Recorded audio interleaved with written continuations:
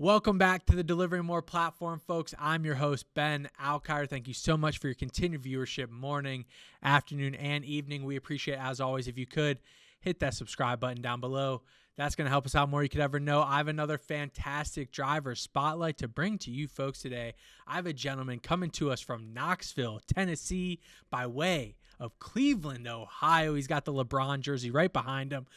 Celebrating his 2-year anniversary on the DeliverThat platform, he has taken 1,372 total deliveries, delivering a total of $421,000 worth of food and driving over 9,000 miles while on the DeliverThat platform. Welcome to the spotlight, Michael.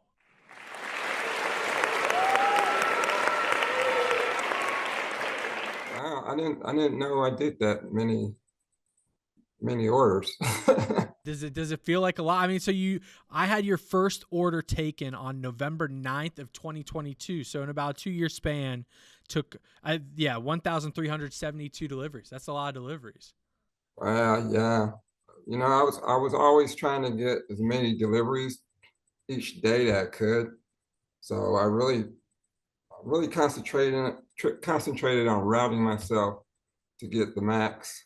Yeah, I saw one of your answers in the form that we send out here beforehand to have you fill out, talked about routing specifically, and we can kind of just jump right into that because I think that's an interesting topic we don't talk about a ton. But you mentioned kind of having the ability to route yourself and then working with our logistics and dispatch team on the back end to kind of actually see what our focal point is and like what our views are. How has that been helpful for you in having success on the platform? Oh man, that was a great help because I would every day I'd be asking them, can I do this? Can I do that?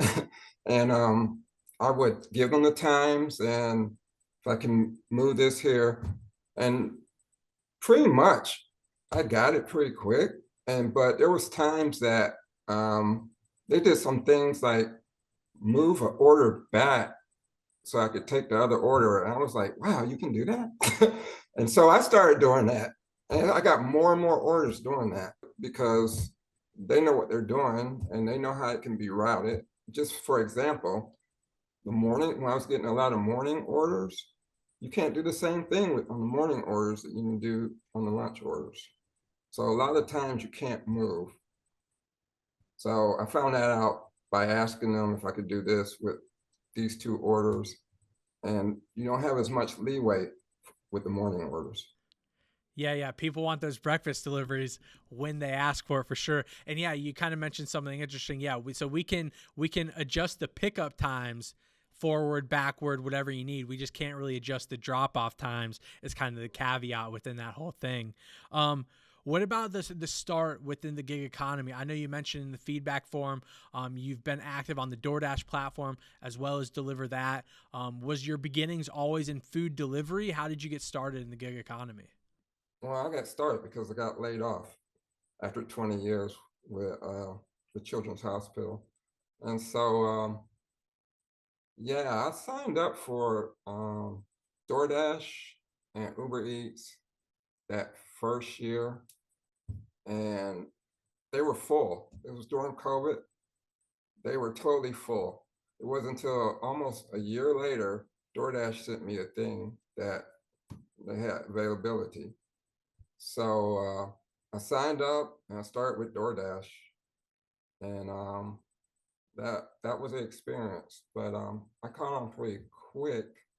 But actually, DoorDash was a lifesaver. I did pretty good. I made like 36,000 on DoorDash Just in a alone. year. I didn't do 2 apps like Uber Eats and DoorDash. I just concentrated strictly on DoorDash. I mean, that's still pretty impressive. 36K just off a gig app in a year and one singular app. I think that's a pretty substantial amount of money to be making.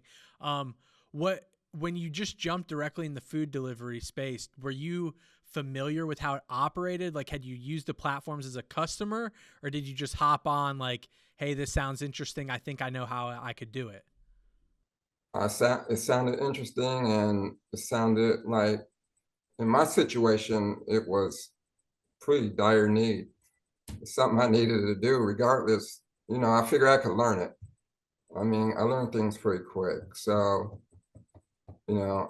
I mean, how hard is it to drop some food off at the door? So yeah.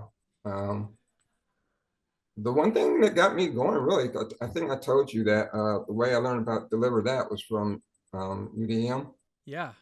And well, I didn't watch him a lot, but he came on. I subscribe to a lot of trading stuff, and I get all these other videos. He came on and was talking about taking the $2 delivery orders, because most people don't take those $2. But he was like, yeah, let's think about this. And he went through this whole thing and it kind of made sense. So I went out there and tried it for 3 weeks, because he was like, DoorDash guarantees you $20. I'm like, okay. So if he put these $2 orders into these orders, and so I tried it, and it was like, they do guarantee you $20. I could be like the last 5 minutes of that 1 hour, and like at $15, and they send me a $12 order. It was amazing. Really, it was really amazing. So I started doing that, and that increased my earnings big time. Yeah, I think I remember exactly what you're talking about when he's talking about like finding value in orders people don't take. If you just take those deliveries, you stack them and stack them and stack them, and it ends up becoming like more of a lucrative practice. I remember some videos of his speaking about that. Once you get into the catering space with DeliverThat, and you're introduced into the whole pickup and the drop off and then setup experience, was there a big learning curve or difference you felt like from DoorDash to DeliverThat and that customer experience process as well? Well, the biggest difference is DeliverThat was more relaxing, especially on the road. DoorDash, they're sending you orders, and you're like looking at, trying to drive, trying to see if this order is too far to go. So DeliverThat was more um, basics. You get your order the day before, and then you get to route yourself if you got more than one order. And it was more, you knew what you was doing, you knew where you was going, uh, you knew the time span from getting to the pickup to the drop off. So yeah, it was like a relief, actually. Well, I'm happy. I'm happy to hear that. And something you mentioned that I thought was pretty interesting in the feedback form we sent out was that you felt like you had some familiarity with catering because of your time at the Children's Hospital. Was that because you saw catering deliveries like coming in every day, or like you were familiar with customers ordering to the hospital, or what was that experience like with catering at the hospital? So at our hospital, we did all the catering for everybody, for all their meetings, for the board members. We did the catering for Jerry Lewis Marathon. We would have it there. We did all that catering. So we did a lot of catering. Our catering was pretty big. So, and I was over the girl who did the catering. So I ended up doing a lot of it as well. Restaurants, you're always short. Yeah. So yeah, and I was the one who always did board breakfast. So every quarter, the board members have a breakfast meeting, and so me and my other employee, we would do that. So I had quite a bit of experience from Children's Hospital with it. Yeah, it's interesting that you have that previous experience that kind of immediately gives you familiarity with like maybe like what you're actually going to be picking up for the restaurants, how it's going to be packaged, how it should look when it is set up. Like when you're already familiar with that in the past, it's easy to do it moving forward. Yeah, and that's why I thought it'd be such a good fit for me. Um, I got to thinking, I'm like, man, I could, like, when I retire, I could still be doing this. I mean, I might not have to do as many, but I could still be doing DeliverThat. Yeah. I looked at it as something that's pretty longevity. Yeah, no, that's that. I mean, that's the goal. Yeah, some supplemental income here and there, pay some bills, use the rest for food, drinks, whatever you want. So yeah, I'm all for that sentiment. What about in terms something I'm dying to talk about in the feedback form? You mentioned 16 years as a Wendy's general manager. I'm dependent on the brand. I'm a pretty big fast food guy. I'm pretty loyal to specific brand. Wendy's unfortunately doesn't usually make the cut, but they do have good food, obviously. But did you start there as like a fry cook and move up to a GM, or what was your experience like working through that restaurant industry? Well, actually, I got out of college. It's hard to get a job. um, yeah, and so and I always said that. I mean, I went to for business, and I always said that I am never going into fast foods. And so then so I was in Greensboro, North Carolina, and I was like, all my friends were like restaurant managers. And so I'm like, they're making pretty good money too. So I went in as a manager trainee for Wendy's, and that's how I got started with them. And actually, it turned out to be pretty awesome because the experience gave me all kinds of training, how to relate to people, how to how to run a store, how to make your store profitable. I mean, it gave me so much training. Um, and I say so, I was pretty good at it. So yeah, because my stores were my stores were ran very efficient, and I mean, it just taught me a lot. I probably couldn't learn that anywhere else. And Yeah, I the take everything I learned from there and that I did, I take it in wherever I do. I took it to Children's Hospital. I even take it what I'm doing right now. So yeah. Yeah, I think that it's pretty easy when you're coming up through that restaurant landscape, and then now you're kind of on the other side of things where you're just working with them as like a middleman, but still to deliver their food. You already understand what the restaurant's going through while they're preparing that food in that process. So it makes it easier to have like empathy if they're running behind, or if they happen to forget an item, or if they need a little help from you as the driver. Do you feel a little more empathetic because you've been in their shoes before? It gives me a good chance to relate to them a lot better. I talk to a lot of the managers that I pick up from. Um, Even the manager gave me an order, left off the coffee. I just called them, and it wasn't far from the restaurant. I just called them. I said, "Look, you left off the coffee, but it's right down the street from you." So they just took it to them, and yeah. So I have no problem if they leave something off. I will call them and let them know. Even if I got another order, I still will call them and let them know. So yeah, it makes it so much easier. You can relate with them. It's easy to relate with the customers, especially down here. These people are like, they're like so excited to see food come. They get food 3 times a day. Sometimes I go in the kitchen and it's like I have to clear off everything before I can set up the order. I've done delivered to a dermatology office that I delivered 3 times in that one day to them. And so they get that little breakfast, they get that lunch, and a lot of times they get that pretzels from Auntie Anne's pretzels. So yeah, I mean they're just they know they're getting the food, but they always want to know where's this from? Where's this from? What you got today? It's just so it's a nice atmosphere because you get to joke with them and everything. It's great. Yeah, yeah, they can't be mad at the guy who's showing up with food, when they're already starving all day. I wanted to talk about your relationship with the customer a little bit. You mentioned something along the lines, it might have been this drop off you're already talking about, where you have one gentleman, I think, who is so familiar with you dropping off his delivery so often that like when you weren't there, or you weren't the driver dropping off, the next time he'd see you, he'd be like, "Hey man, where you been? How are you? What's going on?" So what is it like for you knowing you have that kind of impact with a customer, that when they don't see you, they're not let down, but they're like, the next time they see you, they're like, "Hey man, what's going on? Where you been?" I feel great because they're looking for me. I mean, they get food every day, 2 or 3 times a day. Um, yeah, and I just tell them, well, I didn't get that order. Somebody else got it first.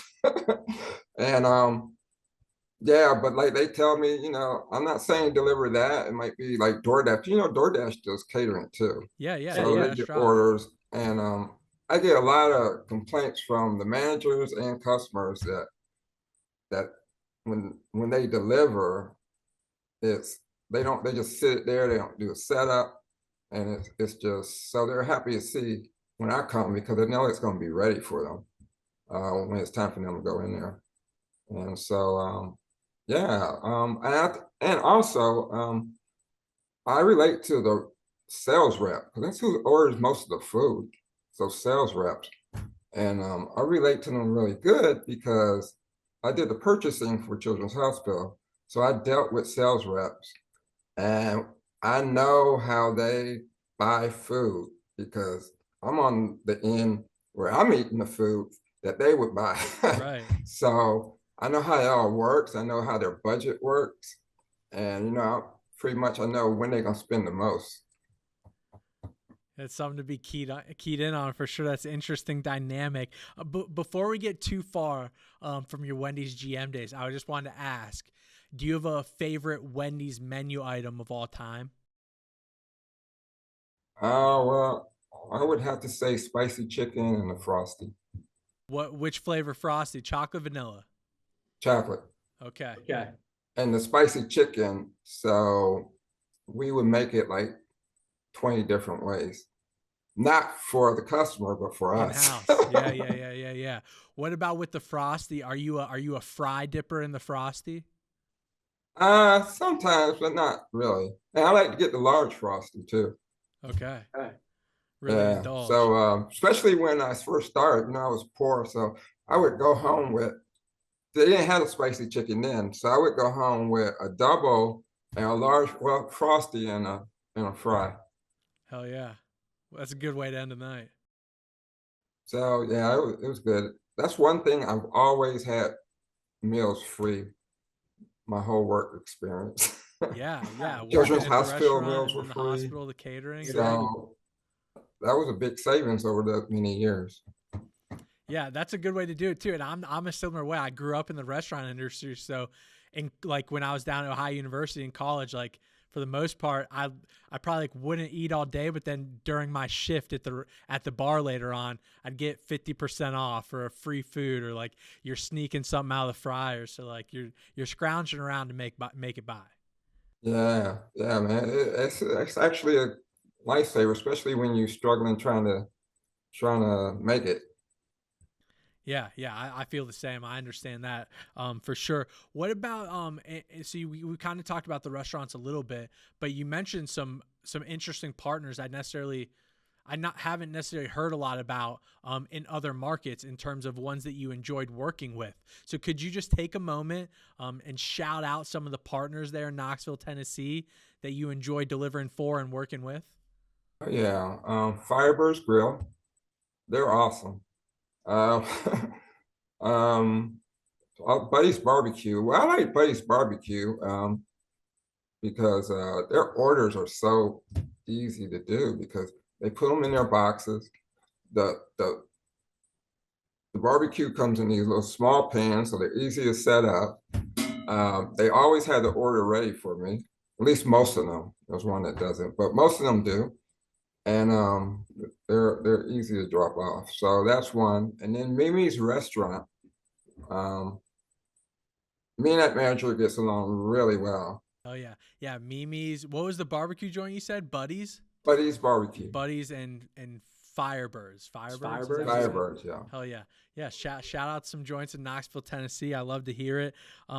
Yeah, man, I appreciate it. I think that's all very interesting to hear from. And Michael, I don't got a whole lot more for you. I know I know in the feedback form you mentioned some dancing, some golf you like to do in your free time.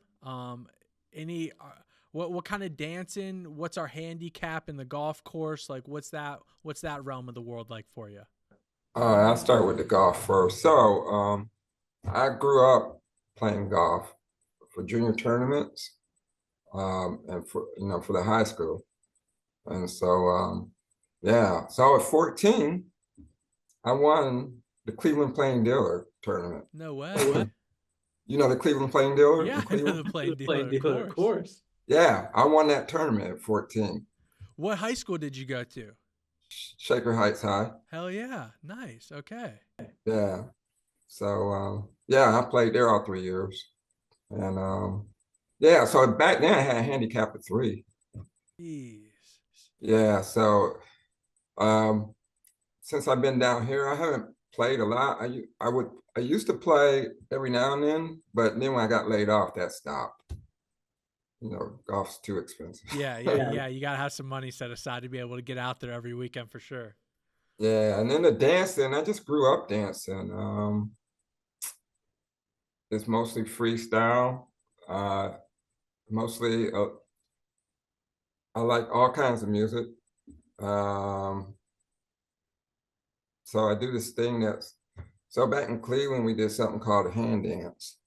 All right, but it was just like you dance in and you touch hands every 3 beats. Okay, so when I got down here, there's a lot of ballroom dancing and West Coast swing, East Coast swing, and all that. Well, I'm not structured enough to learn just a certain dance where you just do the same steps all the time. So I just took like this hand dancing and some of the moves they do in the West Coast swing, just put it together. And these people just think that's like the awesome, most awesome thing. So 3 weeks ago, I was actually my first time on a big stage at Bijou Theater down here in Knoxville, downtown. I was in a talent show for Seniors Got Talent. And it'll be on YouTube this month, actually. Oh yeah. And so yeah, so that was my first time on a big stage. So we got 4th, which I can understand. But we won People's Choice Award. Okay. I mean, that's all that matters. The people's choice, right? But yeah, so yeah. So I go out, I dance. We got some pretty good groups down here. We got one group, 110 in the Shade, and they play a lot of Motown. And got a couple of other groups that are pretty good. So yeah, I'll be going out this weekend, actually. No, next weekend. Okay, looking forward to it. All right, some golfing, some dancing, keep you nice and active, doing things you've been doing since you were a kid, man. Sounds like you're having a good time down there in Knoxville. When do you come back up to Cleveland ever? Do you still got family up here? All my family's there.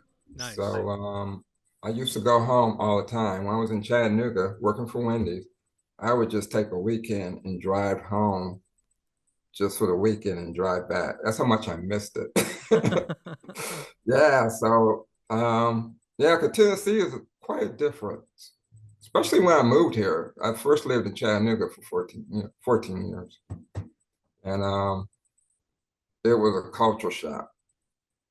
It got better though, but yeah, when I first moved there, it was pretty culture shock. But it's a nice place. This is a place where all Ohioans come, actually. There's so many cars with Ohio license plates. And you got the mountains, you got the lakes and stuff.